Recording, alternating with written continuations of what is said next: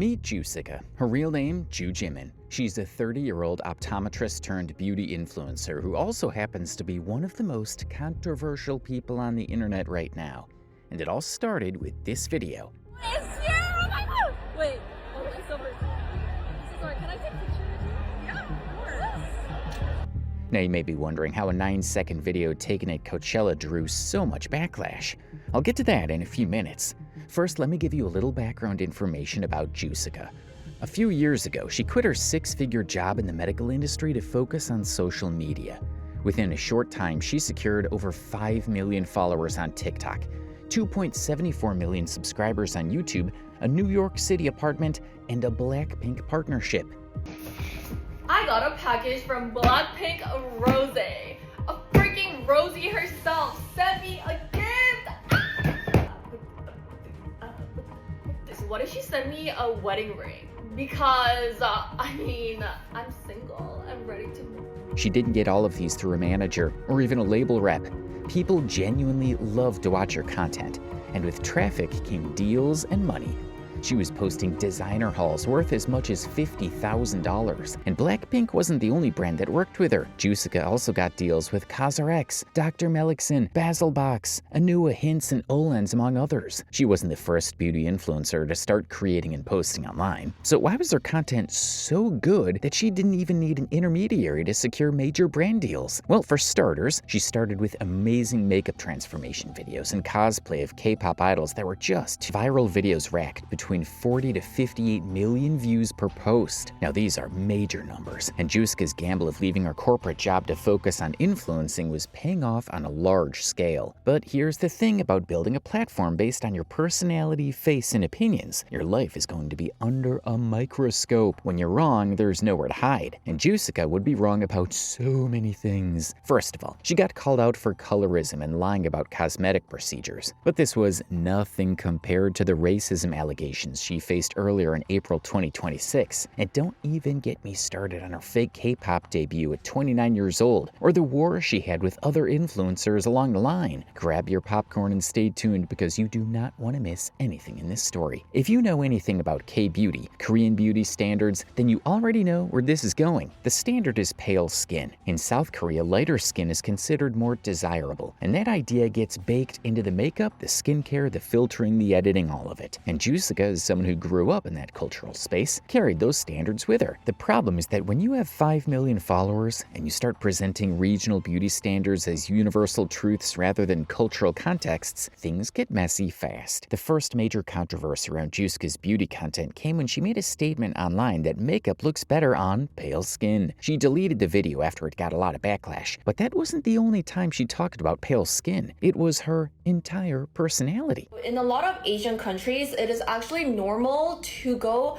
a shade or two lighter, and I don't see why there's an issue with that. Now, in isolation, you could argue this was a personal opinion, maybe even a culturally conditioned one. But here's where she made it worse. When people pushed back on it and called her out for promoting colorism, her response was to double down. She said that was what K-pop makeup artists told her. And yes, I did say makeup looks prettier on pale skin because that's quote-unquote what K-pop makeup artists that I've personally worked with. And look, I get what she's saying here. She's not wrong that Korea has its own beauty standards that are specific to its cultural context. That's true. And yes, you could argue that she was just sharing what she was taught. Some people in the comments agreed with her as well. Same as Japan. Pale skin was the icon of beauty for thousands of years before we even met other races. For I don't know why people are saying it's the beauty standard. Just because it is doesn't make it right for people to defend this. The thing is, she wasn't making content for a Korean audience. She was making content for people across the world, including a massive black and brown audience who are sitting there watching her tell them that their skin tone makes their makeup look worse. That lands differently depending on who's watching. And this is why she got called out in the comments for promoting a beauty standard rooted deeply in colorism. But this beauty standard results from colorism. So why are you trying to make it seem like it's normal? I know it has been going on for years, but don't you think it needs to change though? Like, yeah, it is normalized, but that doesn't mean it is acceptable. You also should be a little more mindful and respectful too. Your words can affect some people differently. Mind your words when expressing. It didn't stop there. People also started noticing a pattern in her foundation shade choices. She was consistently reaching for shades lighter than her actual skin tone. Now, in Korean beauty, going a shade or two lighter is a pretty standard practice. It's called the whitening trend, and it's deeply embedded in the culture. For many years. Like, this isn't something new. If you try to pick makeup products, like especially the skin products from Korea, you will never be able to find shades that are your own, probably. Even for me, I can never find shades that matches mine. This is where a pattern starts to form, a pattern you'll see recur throughout this story. My primary concern with Jooshica is that when the heat gets hot, she doesn't always address it immediately. Sometimes she simply deletes the video and moves on. That may have worked for a while back when her audience was smaller and the internet had a shorter memory, but it stopped working after a while. To make matters worse, colorism allegations popped on and off from time to time, but they faded quickly. Eventually, Jooshica was accused of something more damning to her reputation, lying about cosmetic procedures and profiting from those lies. First of all, I want to be clear, I'm not saying there's anything wrong with getting plastic surgery or any other cosmetic procedure. That's not what this is about. The problem comes when you're an influencer who makes money selling beauty advice and beauty products to an audience that trusts you, telling them that their insecurities can be fixed with the products you're promoting, and secretly using expensive cosmetic procedures to achieve your own look. That's where I draw the line. My face shape did change so much. I'm pretty sure you guys are dying to know how the hell I did that without surgery. The beginning of this video set people off. The two photos she compared had obvious cosmetic differences, but she was bold enough to push it as something anyone can achieve naturally. Her fans started calling her out. Without plastic surgery, but you got your eyes and nose done, changed your jaw shape with Botox and got filler? These were cosmetic procedures too. Doesn't matter if you didn't go under the knife. Do what you want with your body, but there is nothing natural about your changes. Bodies and faces are not trends. This kind of ideology is insanely dystopian. This person had a point. You can't call your transformation natural if you had multiple cosmetic procedures simply because they were minimally invasive. And that wasn't the only part of the video that pissed people off. Jooshica's video was full of tips to help people build confidence, yet all the tips she shared addressed superficial things like getting a slimmer face and jawline. I love it when girls work towards their image and themselves to get a better version. And that's how you gain self-confidence. And self-confidence is key to our mental health as well. I am your beauty older sis. I know that the tips were horrible, but is anyone else disturbed by the whole better version of yourself disclaimer? Like, I need to get a slimmer face to achieve self-confidence? She made it seem like confidence comes from fixing appearances rather than it being a mental thing that is not so easily solved. And I know some people will be more confident this way. She made it seem like it's the only way. A lot of influencers encourage young ladies to boost their self-confidence, and that's okay. But telling people to tie their feelings of self-worth to their physical appearance and unrealistic beauty standards was not a good idea. Jooshica should have known better, since she admitted to being a victim of bullying when she was much younger. She said she was bullied because her thick lips didn't fit into the Korean beauty standard. A lot of you guys always tell me that you love my lips, but I'm about to tell you guys something really crazy because when I was growing up in Korea, I used to get bullied because of my thick lips.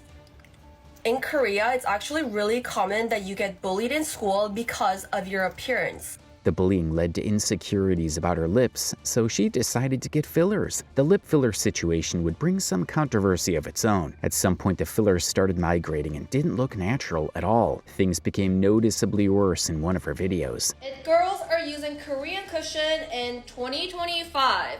And if you want to be that it girl, let me introduce you guys to some of the best Korean cushion out there based on your skin type. Yes, as you guys can see, I have tried literally all the One person pointed out that the lip fillers were a little too much. Jooshica, in her usual defensive tone, quickly posted another video of herself getting ready to dissolve the lip filler with the caption, "I was born with thick lips, and I was bullied for it growing up. I got mini lip fillers once 4 years ago on my upper lips, and you guys think I get it every day. Anyways, I honestly don't care about the hate. Just got it dissolved because I wanted to. Hee hee hee." Then she dissolved the fillers. Guys, I actually got my lip filler dissolved and it's been 12 hours. So I just want to give you guys a little update about my natural lips.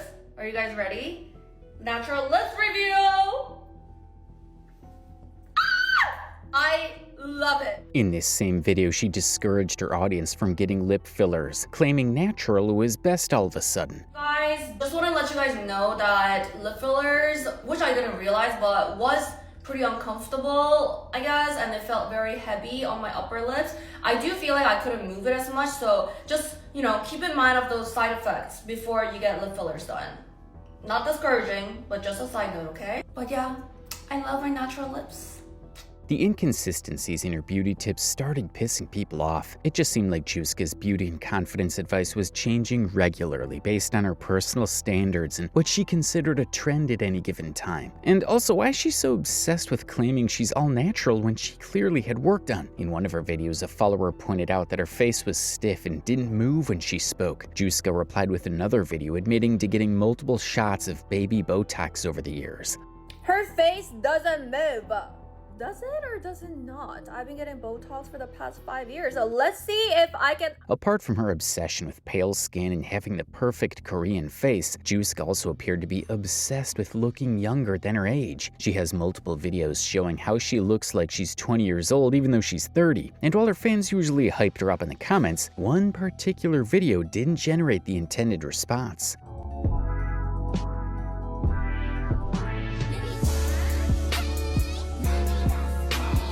The comment section wasn't having it, with people saying things like, pushing 30, I thought you were in your 30s. Your mom looks young though. You look your age, but you look good for your age. Feel like people always get this mixed up. The truth is, Jooshica looks really good regardless of age because she puts a lot of effort into her appearance, but some of her fans felt like she was a bit delusional for thinking she looked 20. All of this was annoying, but most people were willing to let it slide since it didn't seem like Jooshica was attacking anybody directly. But things would take a dark turn in April 2026 when Jooshica found a target of her antics. It all started at Coachella. Every influencer with a brand deal and a ring light was there, posting every few hours, going live from the pit, tagging sponsors in the dust. It was a busy season for content creators, and Jooshica was right in the middle of it, turning her real life into a feed. Everything was going well until Jooshica posted this video.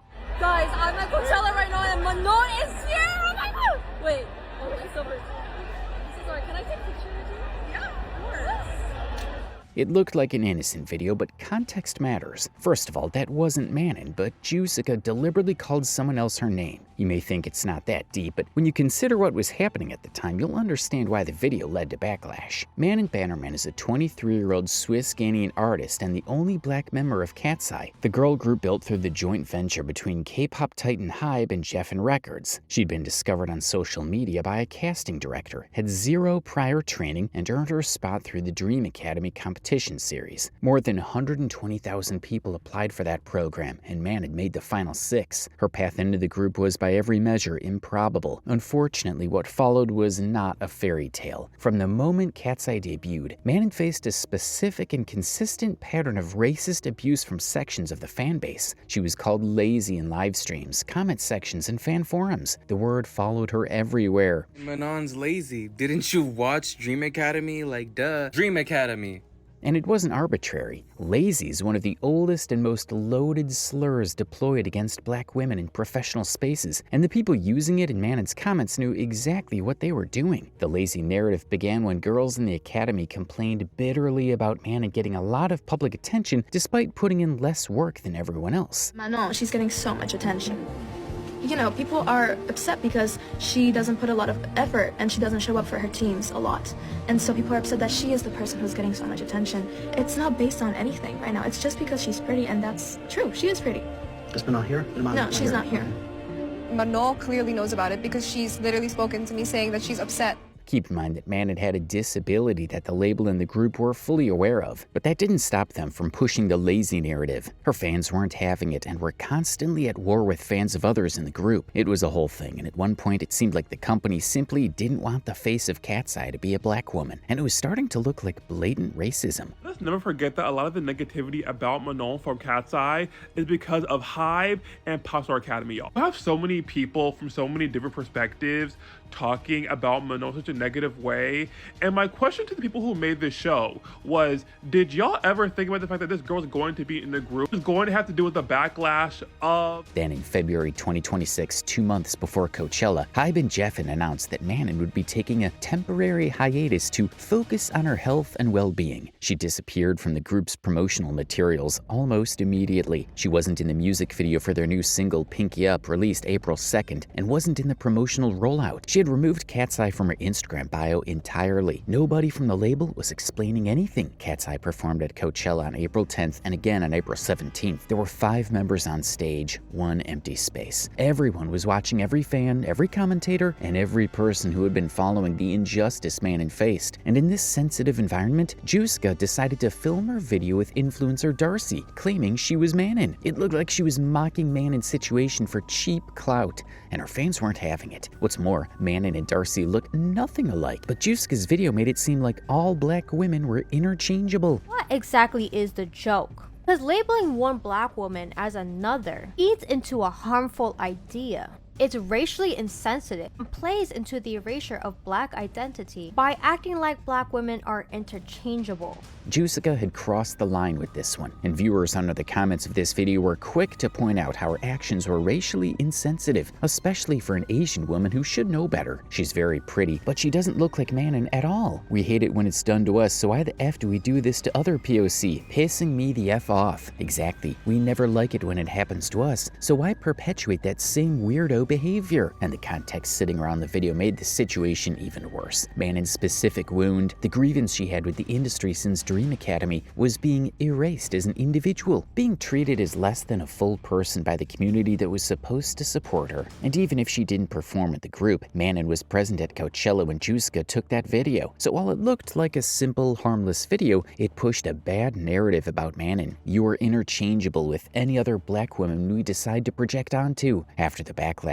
Jooshica deleted the video and posted an apology. Or was it an excuse? Let's try to clarify a few things. So the girl in that video is Darcy. She's my friend, and we watched Cat's Eye together. And that video was filmed right after a Cat's Eye performance because we watched it together. And then as we were about to leave, we were like, okay, like let's film a content together, like just like something really quick because I collabed with Darcy before too, and then you guys love to see us together. So I just wanted to film something really quick before. Her defense came in 3 parts. First, she said Darcy had agreed to it. She knew the concept before they filmed it and said yes. Darcy confirmed this publicly afterward. Secondly, she claimed it was just a trend, and Jooshica wasn't lying. There was indeed a trend where people claimed to meet famous celebrities at Coachella when in reality it was just other lookalike influencers. Jooshica acknowledged that topics about race and representation can be sensitive, but pointed out that context matters. I do understand how some people might have felt uncomfortable and upset without knowing the full context of it. Conversation around race and representation are real, and those are topics that I do not take it lightly. So I do want to apologize to people who watched that video and felt uncomfortable. I'm sorry I made you guys feel that way because that was never the intention. She was right. Context mattered, and in this case, the context made it clear it may have been a harmless joke. But the thing is, the timing was off, and thanks to the backlash, Jooshica realized the joke was in bad taste, which is why she deleted the video. And that was her 3rd and final point. And I thought the video that I made was insensitive towards someone that I look up to because you guys understand that her current situation, she's going through a lot. And just using her as a punchline, I don't think that was right. That's why I took the video down. The comments in her apology video were mixed. While most of her fans didn't see it as a big deal, a few people took the time to explain one possible reason the original video attracted so much backlash in the first place. I don't think anyone understands the severity of the situation and why some Cat's Eye fans are mad. Everyone was worried because Manon is supposed to be on a hiatus, and some of them were hoping for her to come back, especially performing at Coachella. So when she said that she saw Manon and they were excited and her friend Darcy showed up, it wasn't that funny, it was disappointing. I was a little excited at first when you mentioned Manon in the video, but was a little disappointed, but thank you for speaking up about this situation. This seems like a valid argument, but it went beyond fan disappointment, and commentators weren't buying Jooshica's excuses. I mean, she said it was a trend, but in every example she showed, the resemblance between the celebrity and the influencer was always there. That was the format. So without a physical resemblance, she wasn't doing the trend. She was doing something else and calling it the trend after the fact to save face. The first creator who went viral for calling her out accepted the apology. Well, partially. She acknowledged the context and the clarification. Jooshica posted an apology, and I do want to acknowledge and appreciate her for taking accountability. I understand it was a trend and respect the clarification, but I also have to be honest. It doesn't erase the impact. It didn't matter much if Jooshica's actions were due to ignorance or indifference. The damage was already done. Or Monica versus Brandy. So when something is said jokingly, it can still reflect a deeper issue that both of our communities understand. And this is why I spoke up. There's a pattern, especially with Black women, where their work ethic and identity are constantly undermined. We've seen it to artists like Normani, Leanne Pinnock, incredibly hardworking, yet still labeled as lazy or not trying hard enough. And that's why this situation with Manal matters. With her knowledge of the industry, years of access to K-pop, and relationships with labels, there is no way she could claim complete ignorance of the situation. And speaking of her exposure on the K-pop industry, Jooshica still found a way to generate controversy from it as well. Jooshica's relationship with K-pop was her biggest asset, and eventually one of her biggest controversies. She received PR directly from Blackpink and attended their events. I got a package from Blackpink Rose. A freaking Rosie herself sent me a gift. What if she sent me a wedding ring? Because, Jooshica built an entire content around concerts and idol makeup reactions. She had access that most influencers could only dream of. In the Venn diagram where beauty influencer culture and K-pop culture overlapped, she was right there in the middle, living her best life. One day she announced that she was debuting as a 29-year-old K-pop idol. And I'm gonna serve exactly what you are. Cut! It was a highly anticipated debut, and she posted a series of videos advertising the debut for a couple of months. Her fans were excited and looked forward to seeing her rise, but there were a few skeptical people who posted comments like, "OMG, so happy for you, Jooshica. I hope you will be happy. I'm waiting for the debut. I'm so proud of you. I've followed you since when you were not popular. Does she even sing or dance? Cause I never seen a single video of her doing that. You must be too old for K-pop companies though." And then on April 1st, she announced that it was nothing but an April Fool's joke. What happened was she was launching a product with Olens Global and made up the whole idol debut thing to generate buzz and drive traffic to her product. Her fans were not happy about it, since many of them waited patiently for the debut. When she got called out, she posted an apology video, but didn't actually seem sincerely sorry for what she did. This is a filter. Hey guys!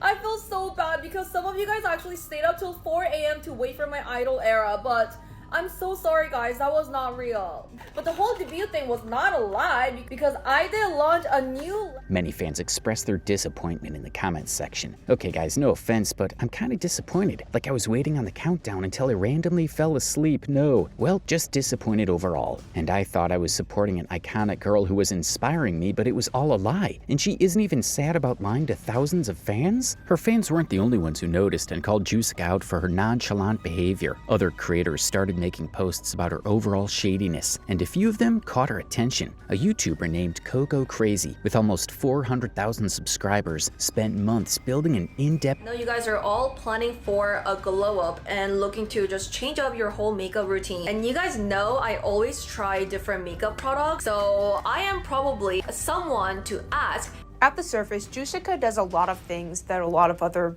influencers do that's very effective. She makes it like this whole, you can trust me, I can help you, you're insecure, I can help. Video about Jooshica's controversies, and eventually she published it. The video wasn't inherently damaging. It basically pointed out some of the things Jooshica had done that didn't sit well with fans. Coco made it clear that the video wasn't made out of hate. This video, I'm simply trying to critique her. I don't hate her as a person, so please don't think that. I don't hate her. She is both a victim and a person causing a lot of damage. She is a victim in the end, but she is also someone causing damage. So please don't take this as me saying she's... As expected, the video found its way to Jooshica, and she did not like it. She posted a video accusing Coco of hate while admitting that she didn't even watch Coco's video for her mental health.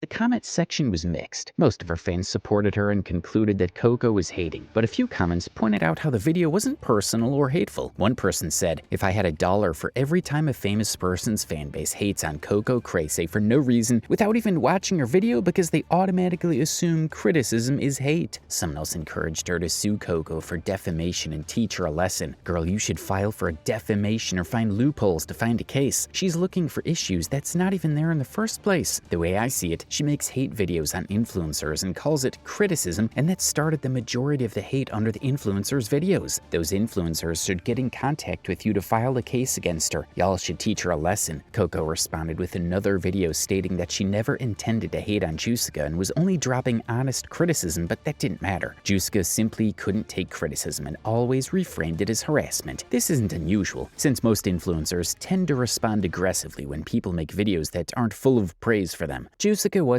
an exception, and referring to people who called her behavior out as haters only caused her fans. She still has her platform, she still has her audience, and still gets major brand deals, but she lost the trust of many people who used to take her at her word, and that's currency in the beauty industry. Not your follower count, trust. After years of deleting videos, accusing creators of hate, lying about cosmetic procedures, and participating in the Coachella incident rooted in a pattern of racial insensitivity, Jooshica has a lot of work to do to fully regain the public's trust. But she doesn't seem to care. She's still making daily content without paying attention to the voice of her audience, unlike our next beauty influencer who took backlash seriously and changed her content style for the better.